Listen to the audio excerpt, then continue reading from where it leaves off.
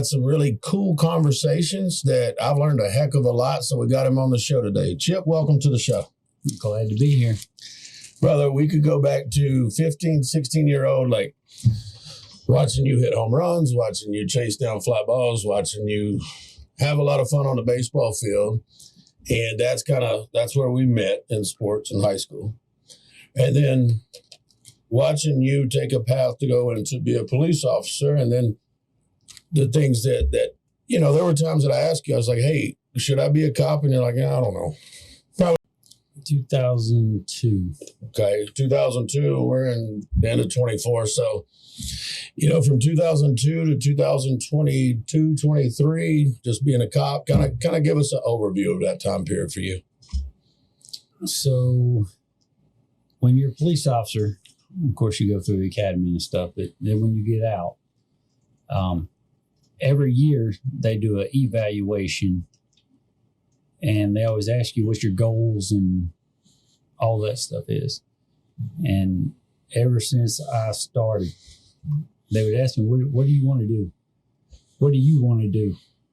I said, well, I would like to be a SWAT guy because, growing up from about 16 to 18, I was not the sharpest knife in the drawer, not saying I'm smart now, but I should have been either dead or in prison myself. Some of the things, and we're not going to put that on live because I don't know if the statute of limitations is up. But I've always said I wanted to be on SWAT if I could because I wanted to be a Marine. I was like, I think you're a good soldier. Yeah. Around 18, I figured out that how stupid I was and realized I didn't know everything. And when you admit you don't know anything, that's when you can start to learn. So, I told my mom I wanted to be a Marine. She said, I'll break both your legs. You're not. She made me promise if I could get school paid for through baseball that I would do that and she'd help. That's the route it went. And then I showed her. I wanted to be a game warden. And those jobs are few and far between. So the whole time that I was, pretty much the whole time I've been a cop, I would intentionally tuck hate and build a hate diamond, not knowing that hardening the heart was a thing. I would giggle, and because in my mind I needed something to crack open to get into in case I got in a bad spot being a cop. It was that simple. I know there's power there.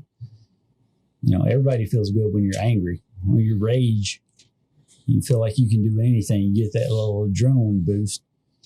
And so instead of acting out on it because I got a lot to lose, I just giggle and say, hey, I'm just going to tuck that in a hate diamond, put it right there in case I need it for later. And so most of my career, I was more like a robot. They would tell me to go in and do this, run these people off, whatever. People were just problems. So some years ago, buddy at work gets in a shooting, and he kind of gets railroaded a little bit because of some politics and stuff. Anyway, it was a good shoot. Nothing wrong with it.